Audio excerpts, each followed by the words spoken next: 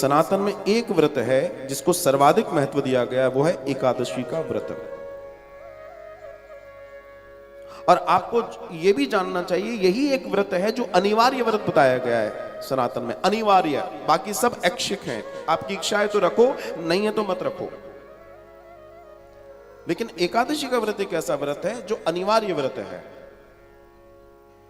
उन ऋषियों ने बहुत सोच समझ के इसको डिजाइन किया था, क्योंकि वो जानते थे कि हम लगभग 12-13 दिन के अंदर जो भी खा रहे हैं, जहां रह रहे हैं, सांसों से, अन्न से, आदि चीजों से हमारे अंदर इंप्योरिटी जा रही है, हमारे अंदर विष जा रहा है, जिसको हम आज की भाषा में टॉक्सिन्स कहते हैं। तो वो जानते थे इस बात को।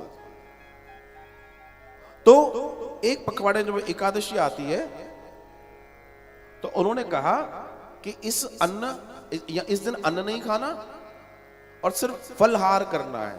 फल आहार थोड़ा सा समझ लीजिए, फल वो जो पेड़ पे लगते हैं उसको फल कहते हैं, दैट इज फलाहार है। उसको खाएंगे तो उसको ही फलाहार कहते हैं, बाकी तो फिर आहार।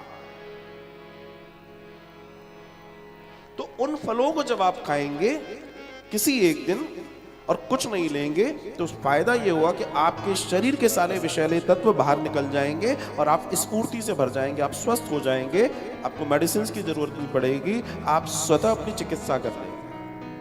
इसलिए ये व्रत है। और बाय डिफॉल्ट हो क्या रहा है कि जिस दिन व्रत होता है उस दिन हम इतना खाते हैं कि 12-13 दिन में भी नहीं खाया, जितना ऑयली, जितना सारी चीजें। तो हमने सब उल्टा कर दिया। हमें लगता है अगर ये नहीं है तो व्रत ही नहीं है।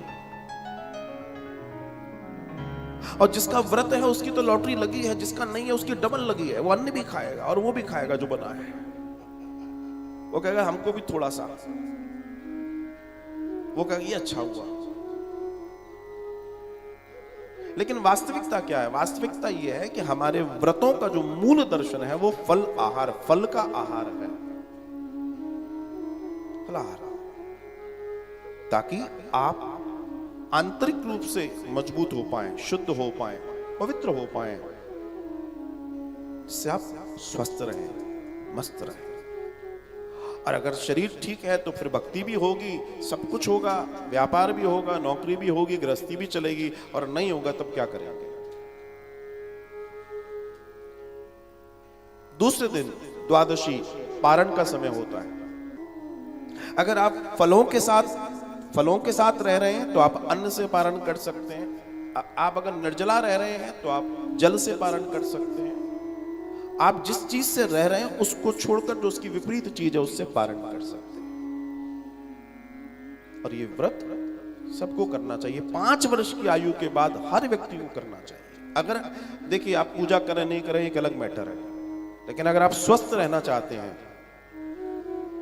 आप चाहते हैं आपकी आयु जितनी भी रहे स्वस्थ और बढ़िया रहे, तो आप, और देखिए वो तो उस समय की बात थी, लेकिन आज के दर्शन में तो अगर मैं कहूं तो लगभग 5वें दिन, चौथे 5वें दिन एक व्रत जरूर कर लेना चाहिए। आज की जो स्थिति है, जो पॉल्यूशन है, जो खान पान है, उन सबको देखते हुए लगभग महीने में 5 बार व्रत फलाहार पे जरूर रखें। अगर अपने आप को आप दिव्य रखना चाहते हैं, स्वस्थ रखना चाहते हैं, आपकी भाषा में चकाचक रखना चाहते हैं, तो जरूर करें।